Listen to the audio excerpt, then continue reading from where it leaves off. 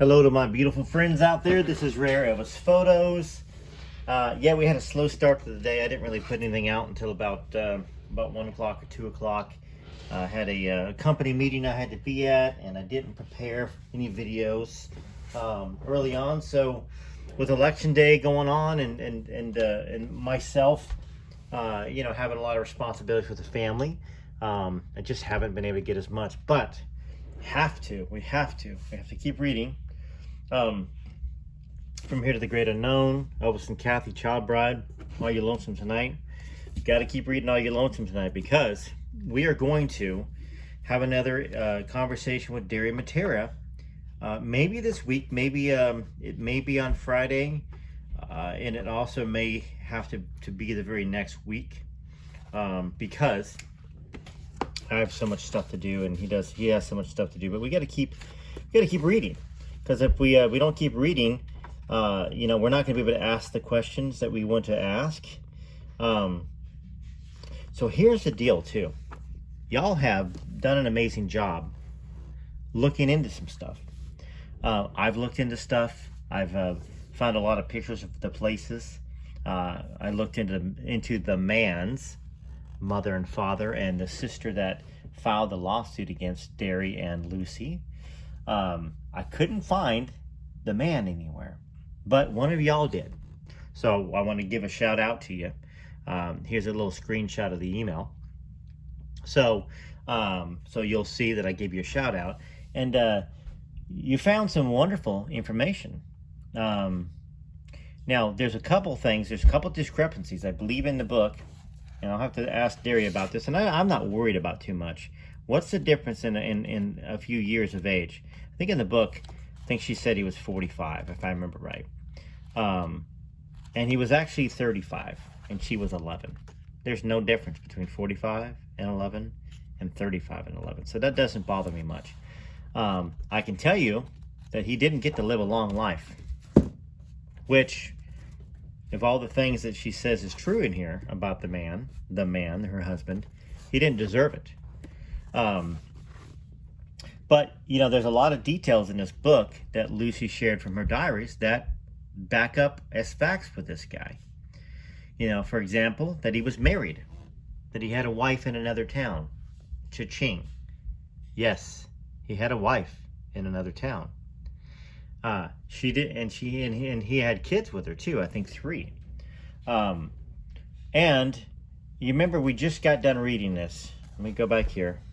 It was 1957. It was New Year's Eve, or shortly after that, or shortly before that, that the man broke down the door and called. He said, "You little bitch, you little whore," and we broke through there, threatened to unalive her.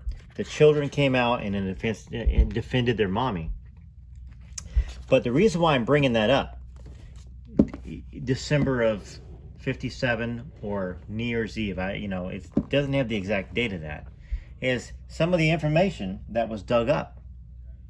The woman got remarried. So they obviously got separated or divorced. The other wife left him and took the kids and got remarried. So that would have had to be triggering to somebody like him. Now this man, the man, and I know I'm giving you a lot of background information prior to reading, but it's very important, I think, and I think you're interested in it. The man was in World War I, and when you go through war, it warps your head, depending on what you experienced. And so more than likely, the man was an alcoholic, because she always talked about his face being flush. And that's usually, that's an old school way, in a sense, of somebody being drunk. And perhaps somebody that's not drunk doesn't do the crazy, insane, lunatic things that he is accused of doing to Lucy when they're sober. So I don't know. I know that with war, I'm not giving any excuses to this guy, but it to me, it provides good background color that, yes, he would have done these things. He's a vet. That World War I was a horrible, nasty war, just like World War II was, and you saw a lot of people getting unalive next to you, the threat of dying all the time, just horrible. So, anyways, and the other thing about this guy is that last name, W-A-R-E, that town was full of them.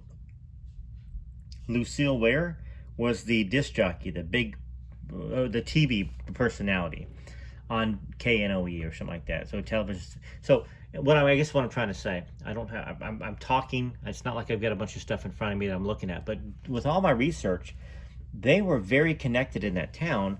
And for this man to have bought a house for Lucy to live in while he's in another town with his other wife, he must have had money and connections.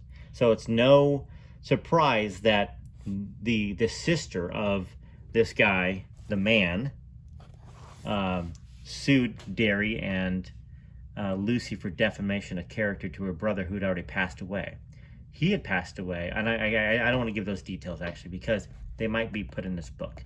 But there's background color, and I want to thank, I want to thank you for finding that. That's why I put your name up here on the screen, so you can, you did a lot of digging and research, and you took time to help everybody else understand on this channel. So without further ado, let's read. That's what we want to do. We want to hear more of the story. And hopefully that helps provide some background color so maybe you believe it more for the ones that are really on the fence or that don't believe it at all. This isn't just a fictitious story made up, like somebody said, to be like the movie Desiree, which is Elvis's pet name for Lucy, that had Marlon Brando in it. They're like, maybe she wrote this book based upon that. It sounds like the movie.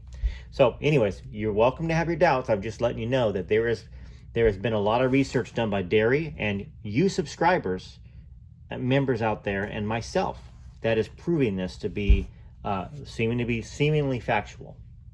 February 1958. It was cold and raining when I pulled out of the driveway and steered my gray Oldsmobile out of Monroe for the last time. My brain was numb and running on pure instinct. I had no idea what to do or where to settle.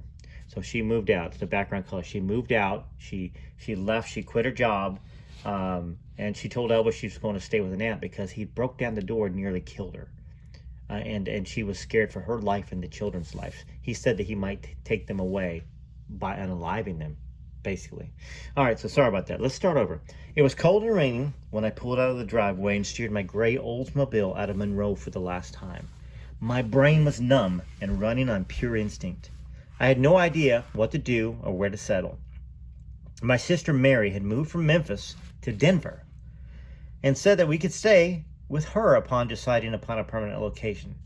Just before leaving, oh gosh, going to Denver in February, this roads had to be horrible. I gave in to despair and cashed, oh, here we go, here it is.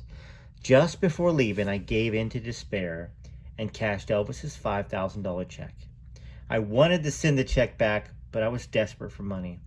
It was humiliating when the teller handed me the bills, a death blow to my pride. I vowed to pay him back as soon as possible. My children were overjoyed about leaving. They associated leaving Monroe with leaving the memory of their father brutalizing me. Deborah asked if we could find a new daddy. Oh, this poor woman and poor kids. I couldn't promise that, but did promise them a better life free of nightmares. For the first time since the scene in the kitchen, they were laughing and playing and having a great time. Thank goodness they couldn't see the pain in my heart. Driving through northern Texas reminded me of what Elvis had said about wanting me with him during his army training. Wouldn't that have been wonderful? Wouldn't it have been impossible? Goodbye, my love, I said quietly to myself, fighting back tears. I knew there were going to be snow, and I've driven to California over and over again to visit my son when he was little. And February is horrible to drive in. Oh my gosh. It began to snow outside of Texas.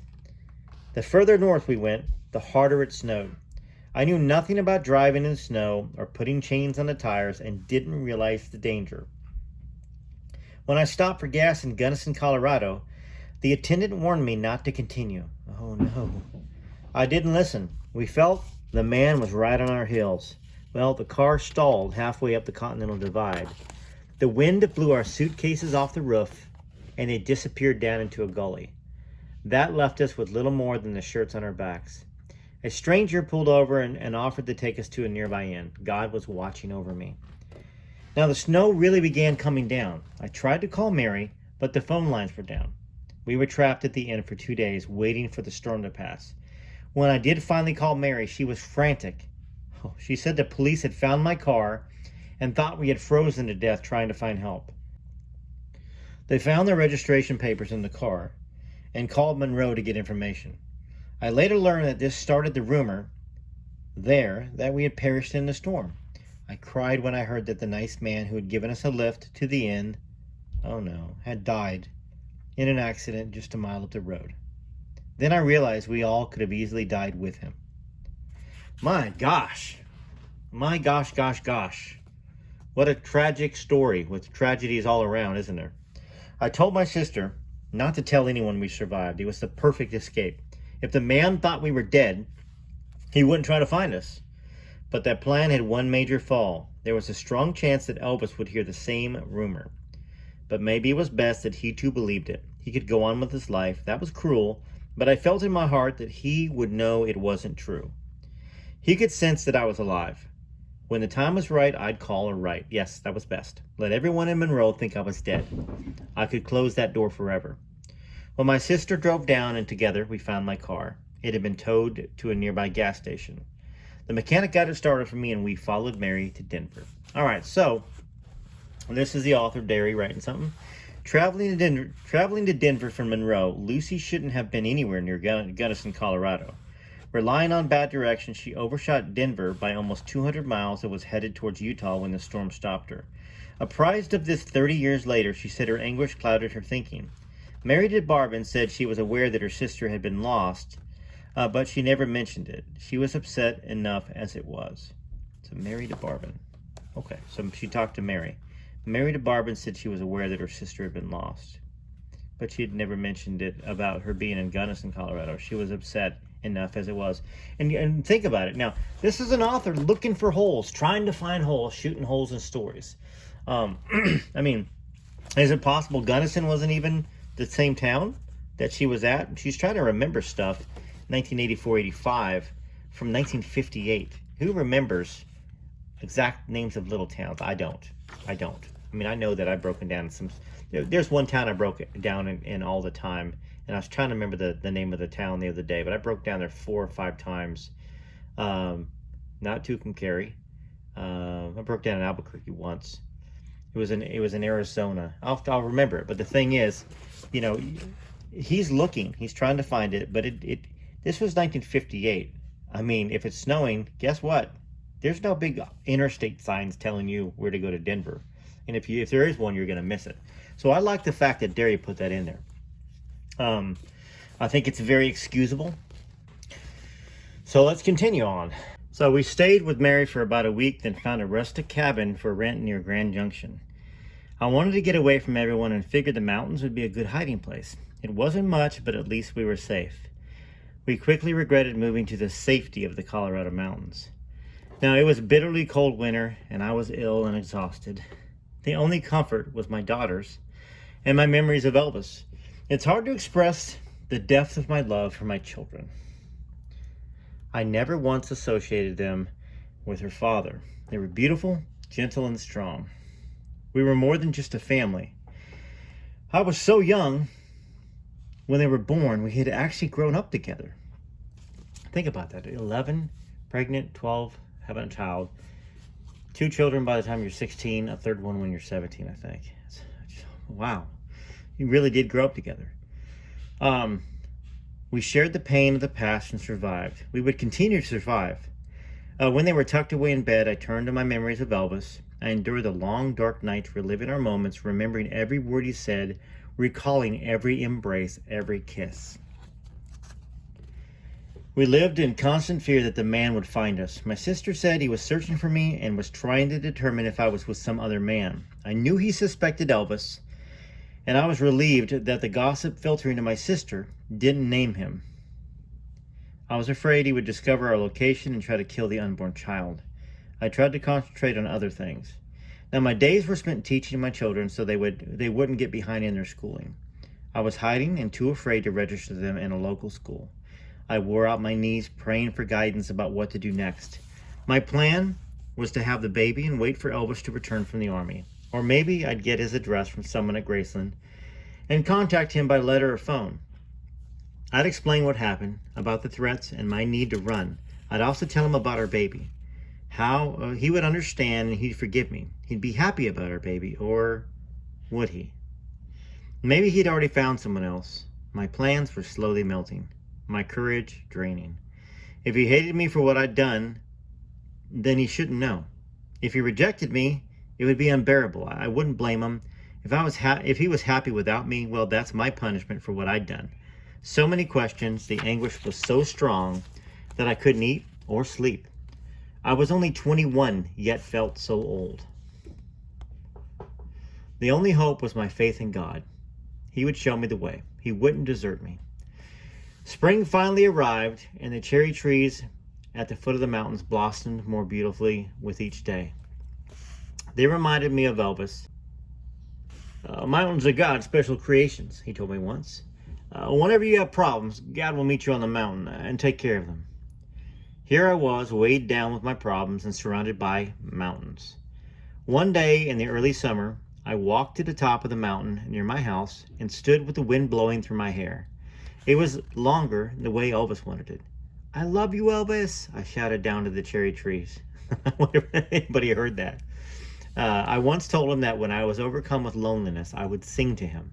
No matter where he was, he'd hear me. I started singing "Answer Me, Oh My Love," which is a Nat King Cole song that we both liked.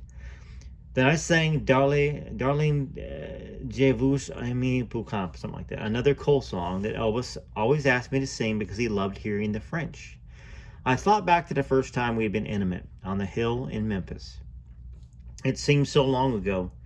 Where was he? It was June, and I had no idea where the army had taken him. I was 7 months pregnant. Our child was alive, moving and kicking inside my body. It comforted me, and I tried to send Elvis messages through my mind, hoping he could somehow sense me calling. "Please know I love you. Forgive me for running away." His music was everywhere. His songs sounded like they were speaking directly to me. "I'll never let you go," he sang. "I don't leave me now." Or, "Won't you wear my ring up around your neck?" Great song. Hadn't he told me the cross around my neck signified our love crossed with God's love, and that I should wear it until he gave me a ring? Well, a radio story finally informed me that he was still in Texas, but soon would be going to Germany.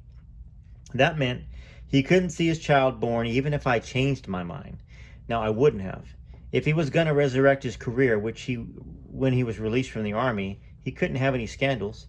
I loved him too much to ruin his life. Or maybe I was just using this to justify my own guilt. An old saying came to mind: there are no ambitions noble enough to justify breaking someone's heart. It was so confusing what to do. Tell him? Protect him by not telling? Until a clear answer came, I would just remain silent and hiding. My sister Louise called and said that our mother had suffered a heart attack and might die. She wanted me to come at once. She was at the England Air Force Base in Alexandria, Louisiana.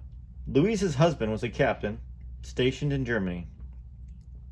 I quickly packed her things, gathered up the children, and headed for Louisiana, driving straight through without stopping.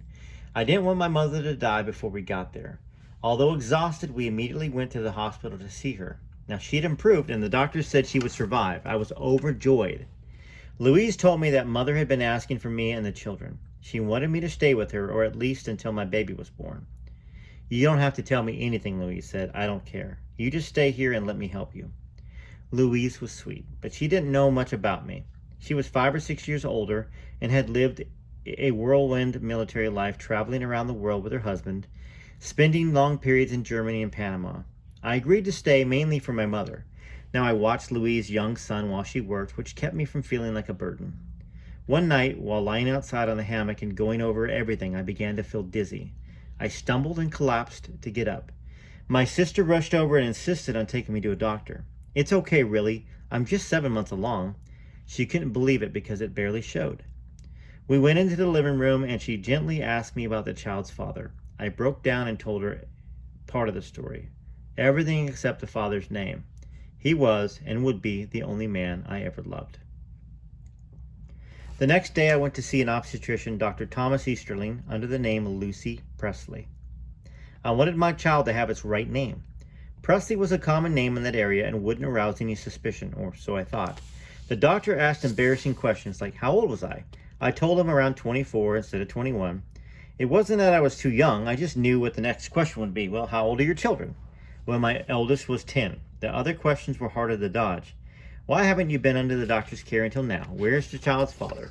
What is his name? I had nothing prepared and just blurted out the first thing that came to mind.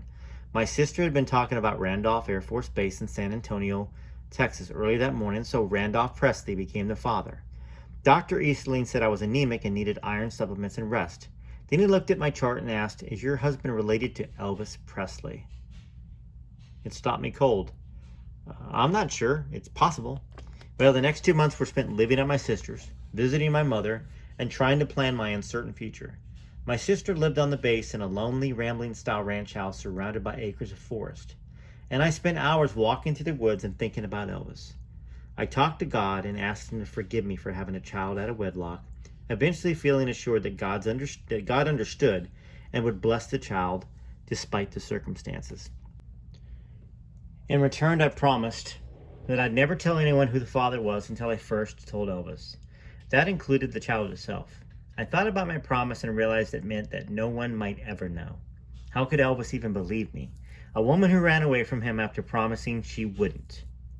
How could I explain why without telling him about the child? If I told him and he came to me, would the man find out and try to kill him? What if Elvis didn't come to me? What if he no longer cared? Didn't he have every woman in the world at his feet? The doubts always made me cry. Not out of fear that Elvis had forgotten, but because I knew in my heart he hadn't. Doubting his love to cover my own guilt was unfair. Well, I was home late one afternoon with my sister's young son on my lap. We were playing, and my thoughts turned to my unborn child. What would Elvis want, a boy or a girl? What should his name be if it was a boy, a little boy with Elvis's face and his crooked grin? The last time we were together, Elvis was worried about our having made love without any protection. Did he suspect? We once talked about having a family together. If we have a boy, he'll have to have a title, not just a name. How about El Lancelot Aaron de Barbara Presley? He said. That's too long to put on a poor baby. You're the one who likes those long French names, he said, and then began messing up my hair and tickling me. And if it's a girl, well, I knew he was going to tease me again, and I interrupted him. We wrestled, and he pinned me down and started kissing me. I started speaking to him in French. We forgot everything else. About everything else. He never did tell me what name he liked for a girl. The doorbell interrupted my reminiscing. I was alone and didn't want to answer it, choosing instead to peer out the peephole. A uniformed guard stood at attention outside the door. Afraid something had happened, I immediately opened it. There is someone at the gate who insists on speaking to a Mrs. Presley at the address. Who knew me by that name? The guard said he was a Mr. Durrett, and said the man insisted it was urgent. He wouldn't leave without seeing you, ma'am. I told the MP to get a telephone number. Now, I vaguely remembered the man from the fur promotion at Silverstein's in Monroe. He was a well-dressed older man, nearly 60, who kept staring at me and later asked me to dinner. I declined. Well, why was he here, and what did he want? The MP brought me the number. I wasn't going to call, but curiosity got the best of me. He said he had traced me here, knew what had happened, and wanted to help. His detective work was so good, he even discovered the name I was using. That was upsetting. Was someone trying to hurt Elvis by exposing me? What right do you have to trace me, and for what reason? Lucy, I've been in love with you for years. When Dave Silverstein introduced us at the store, you showed no interest in me, but I still care. What are you saying? You don't know me. I'm not even interested in discussing my life with anyone. I know it's hard for you to believe, and I know I'm not as handsome as Elvis Presley. But I've been obsessed with you for a long time. I've watched you on television, and I watched you at the store. You never noticed. I like the kind of lady you are. When I saw you at the ranch long ago, I felt that someday you might need me. Will you please at least see me? I've come a long way. Now, the ranch he mentioned was the place I first met Elvis. Geez, 60. Okay. Let's keep returning here. What irony. How dare this man tarnish that memory and follow me across the state? Look, thanks for the compliment, but I've got to live my own life. Well, you've heard his gossip. I'm just visiting here. I'll be gone soon. Please hear me out, he pleaded. I know you're under stress and financially in need. I can give you anything in the world you want. I'm a very wealthy man. I know you are expecting, and I still want you. I was in hiding. How did this man know so much? It made me tremble with fear. I'm sorry, that's just not possible. He urged me to think about it and said he'd contact me later. Well, I begged him to try not to find me again, but he refused. He said he wouldn't give up. Well, that put me on edge for weeks. I was afraid to go out of the gates of the base, thinking that this man would be waiting. Unfortunately, another doctor's appointment had been scheduled for the first week of June. The doctor had already dressed me down, so skipping it was impossible. The day was hot and humid. I wore a summery dress that concealed my condition. My spirits were low. I was driving along a winding road and noticed a large white limousine following me. My fear eased when it turned and headed in another direction. I thought nothing more of it and went to the doctor. Well, he fussed at me as usual for not resting or eating properly. As I was walking back to my car, my heart skipped a beat when the white limousine appeared. I started walking faster, trying to get to my car. Suddenly, a figure got out and blocked my path. Hello, Lucy. Do you remember me? It was Mr. Durrett from Monroe. He was perfectly dressed in a silk suit with a burgundy tie and matching handkerchief. He wore a fedora over his thick gray hair and cut a rather handsome figure. He also had a kind face and manner. He reached for my arm. Will you please just let me talk to you? We can sit in the car. He must have seen the fear on my face because he added, I won't hurt you. I just want to talk. Please do this for me. What do you want with me? Please just sit with me for a moment and I'll explain everything. He appeared unthreatening, so I reluctantly entered the car. Come on, Lucy, don't get in a guy's car, regardless. He could have talked outside. The car was beautiful, luxurious. It was almost like a small room. He handed me a bottle of Coke from the bar in front of us. I had never seen anything like that in a car. I declined, accepting a glass of water instead. Why are you following me? Lucy, I want to make certain that you're all right, and I want you to know that if you ever need anything or get into trouble, I'll be there for you. He handed me an envelope with an address and a phone number on it. I refused to take it. I didn't want charity. I didn't need anyone. You have to understand, I desire you. I'm a patient man. I'm willing to wait. I know that you'll get over this Presley fellow. When you do, I want to be there. I can give you the kind of life a beautiful woman like you deserves. His words made me feel small and unloved. I needed to hear these words from the right person, Elvis. You can't really believe he loves you. He has the world. He doesn't need you. Don't you see I'm carrying his child? How can you say that? Don't you have any feelings? What right do you have to pursue me? Please leave me alone, I began, sobbing uncontrollably. Why did everyone doubt Elvis? He wasn't like they thought. Mr. Durrett took my hand and closed the envelope inside. He took me to my car. Call me, he said. The envelope contained an inch-thick wad of $100 bills. There must have been a few dozen or more. The minute I got home, I stuffed the money into another envelope, wrote a brief note, and said thank you, but I can't accept this, and mailed it back. Talk about character. You know, I mean, she had character, didn't she? I mean, $2,000 back then, you're talking at least $12,000, $15,000 right now. But, you know, when people give you money, a lot of times it comes with strings, right? And she wasn't wanting any strings. So, the only bright spot during that time was my mother's continued recovery. She was released from the hospital and was resting at my sister's house. One night, my mother and sister decided they wanted to take me out to dinner at the Officers Club. I didn't want to go, but they talked me into it. To my surprise, the evening actually went well.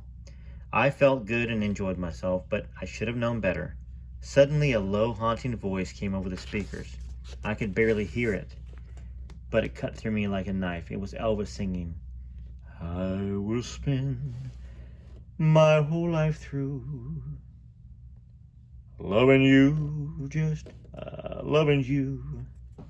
Much better, though. What a beautiful song. I love loving you. My mind spun back in time. Honey, this is your song. Listen to it. I tell you I love you in my songs. I'd been so happy back then. I was so miserable now. Tears began spilling on my plate. I excused myself. My mother and sister understood and let me go. That's a good place to stop. This is an interesting story. I don't want to stop. Trust me, I do not want to stop.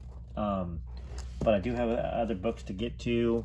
And you know what? If I read it all, it's going to be done, and we will not be able to think about it, talk about it, study it. I've already got to edit this video and put in the information that that I promised I would put in. So TCB TLC, I want to hear your thoughts and comments about that. Do you believe her more? Do you believe it less? What do you think about the research that I've done and what your fellow subscribers have done here on the channel? My email is rareelvisphotos@gmail.com. That's rareelvisphotos@gmail.com. I'd like to find out a little bit more about Mr. Durrett, I think his name is. You know what I'm saying? We need to find out about him a little bit more, because you're handed $1,200 or $2,000 of cash, which is about $10,000 or $15,000 in nowadays money, and you get a limousine and you got a bottle of Coke.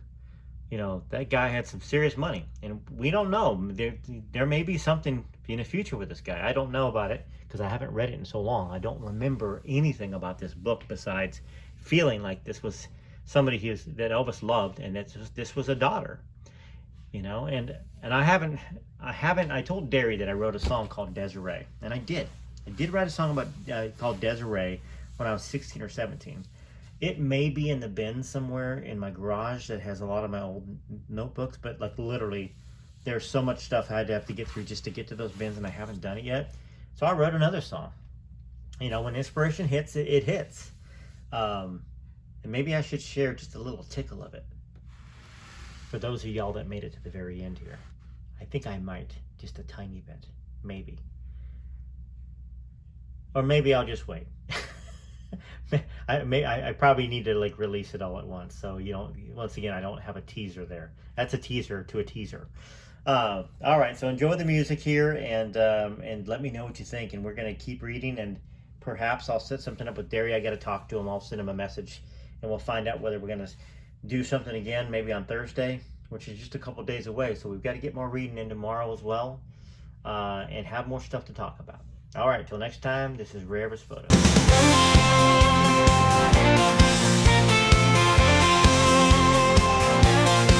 He shot up like a firework in 1954 when everything on records and TV was a bore. Lots of hair falling down over his sullen eyes. It twisting in and out and didn't even realize he was every daddy's nightmare and every daughter's dream. Those mothers didn't know they should have those girls to scream. Right along beside them as all the cameras flashed. Without Elvis, there's no Orbison, Jerry Lee, or Cash. He was straight out of Tupelo, the Memphis Flash.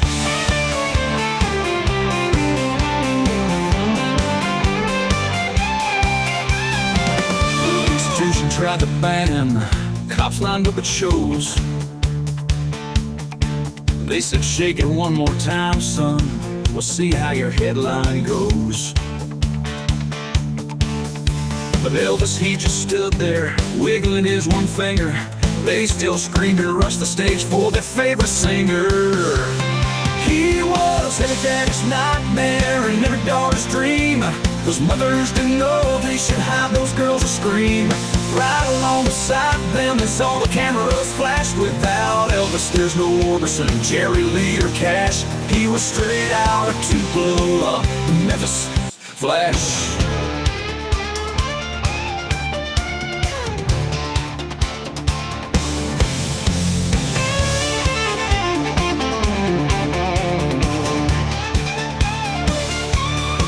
The institution tried to ban him. Cops lined up at shows. They shake it one more time, son.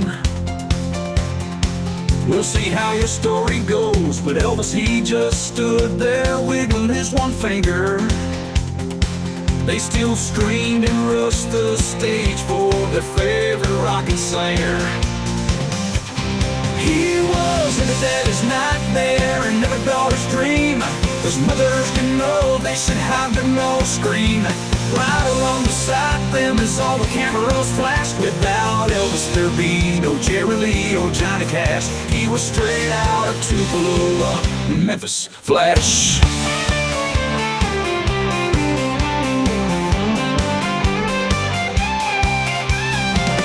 He still makes them cry day. There will never be another Elvis. Mark the words here that I say. He was every daddy's nightmare and every daughter's dream. Those mothers didn't know they should have those girls a scream. Right along beside them as all the cameras flashed. Without Elvis, there's no Orbison, Jerry Lee, or Cash. He was straight out of Tupelo, the Memphis Flash. He was straight out of Tupelo, Elvis, the Memphis Flash.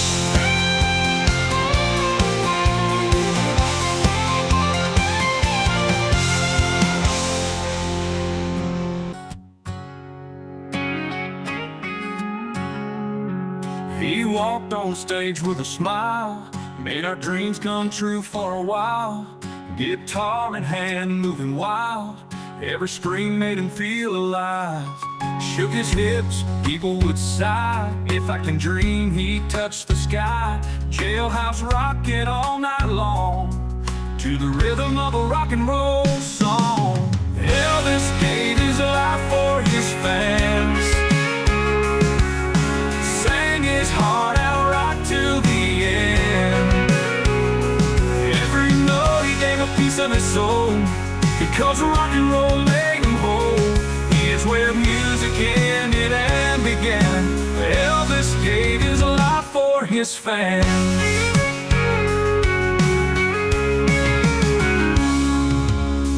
Long nights on the road, legends told, stories unfold. From Graceland to the crowd, he played every song loud and proud. Elvis gave his life for his fans, sang his heart out right till the end. Every note he gave a piece of his soul, because rock and roll made him whole. Here's where music ended and began. Elvis gave his life for his fans.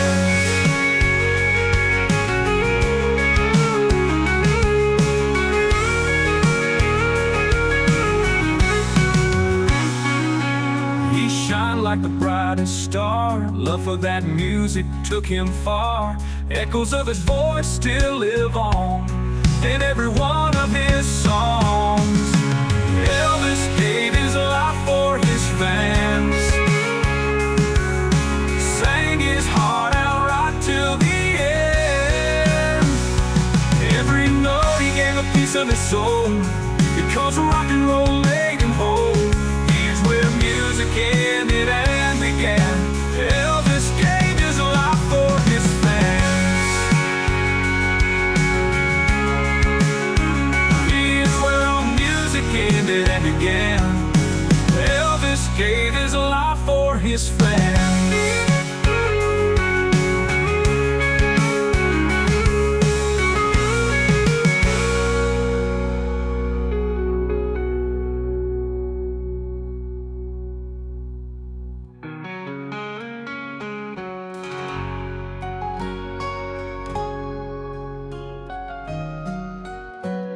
She held him close to her heart from the very start. Through every joy and fear, she kept him near and dear, with a love that's pure and true. In everything she'd do, a mother's guiding light shone through the Elvis night. Oh, Gladys loved her son till her big old heart gave out. And there's no greater love than a mother's love.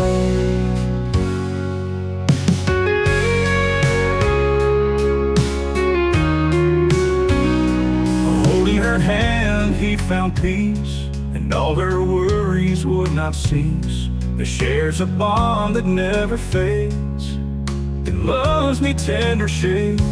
Oh, Gladys loved her son until her big old heart gave out. And there's no greater love than a mother's love.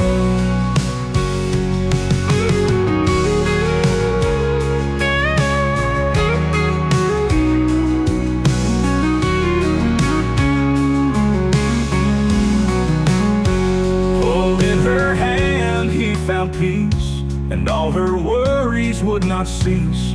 They shares a bond that never fades. He loves me tender shades. Oh, Gladys loved her son until her big old heart gave out. And there's no greater love than a mother's love. With every note he sang, he danced on her heartstrings. A melody so sweet made their bond complete. Oh, Gladys loved her son until her big old heart gave out. And there's no greater love than a mother's love. Yeah, there's no greater love than a mother's love.